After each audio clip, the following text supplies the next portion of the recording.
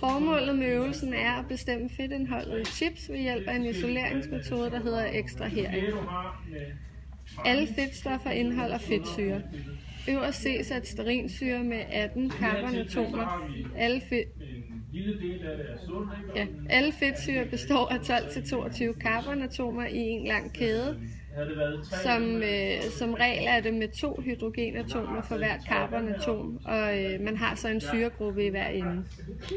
Et fedtstof kaldes også for en triglycerid, som er, hvor vi har et glycerolmolekyle, som har 3 fedtsyrer bundet til sig. Forskellen på fedtsyrerne er antallet af dobbeltbindinger mellem 2 carbonatomer i kæden. I mættede fedtsyre er der ingen dobbeltbindinger, og i monoumættet er der 1, mens der i poloumættet er flere. Mættede fedtsyre er molekyler, der sidder i en lang kæde, og de sidder tæt pakket, og man kan derfor sige, at de er faste ved stuetemperatur, hvor at umættede fedtsyre har dobbeltbindinger og er flydende ved stuetemperatur. Den almindelige type fedtstof, som er en del af vores kost, er herunder vist. Den viser, at 3 fedtsyrer her er bundet sammen af en alkohol, som i det her tilfælde er glycerol. Den kan vi så også kalde propan 1,2,3-triol. Fedtstoffer er ikke opløselige i vand, da vand er polært, og fedtstoffer er upolært. Fedtstof er opløseligt i pentan, da pentan er upolært, ligesom fedtstof. Vi bruger pentan, fordi pentan er flydende ved stuetemperatur, og fordi det koger ved 36 grader.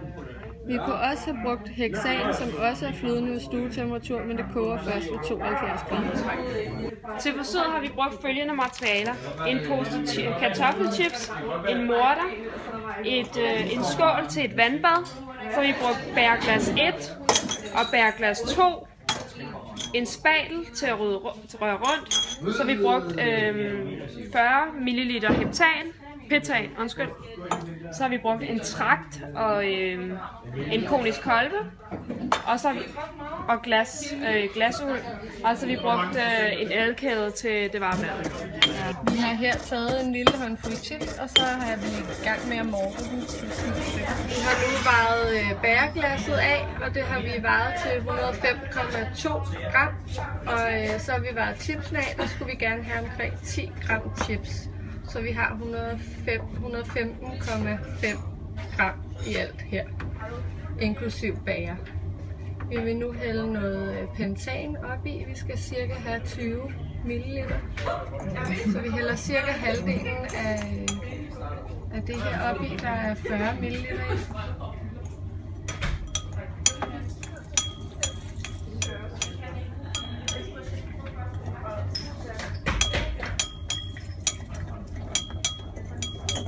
Passer meget godt med den vin. Her har vi en kronisk kolbe, en trakt, hvor der ligger noget glasuld i, der filtrerer kartoffelstumperne fra væsken. Og nu hælder vi vores pentan og kartoffelfedten op i kolben.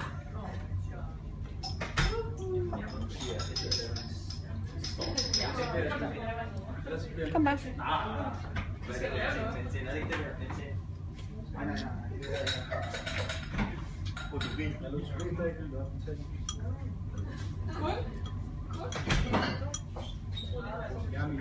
Vi har nu taget den resterende pentan, som var cirka 20 ml, og hældt oven i det resterende kartoffelgrums.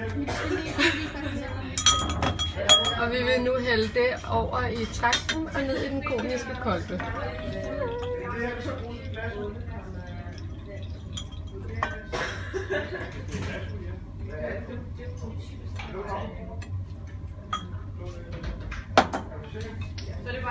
Men hvem er der så sige, det er mig? Ja.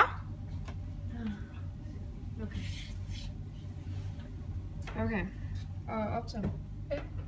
Okay, vi hælder blandingen ned i bæreglasset, og så tilsætter vi det varme vand, som er kogende egentlig, men det skal bare være varmt. Og det gør vi så, fordi at pentanen, den har kogepunktet på 36 grader, så derfor så kan den så fordampe ved vi gør det her. Og vi hælder så kun op, så der er lidt mere end blandingen, så glasset ikke vælter, og vi holder så også fast i det for at sørge for, at det netop ikke vælter. Så nu venter vi bare på, og vi kan se, at petanen, den er ved at fordampe. Det kan vi se, hvad der kommer de her bobler i blandingen, så vi skal bare vente på, at boblerne er væk, fordi så vil det så betyde, at petanen er fordampet.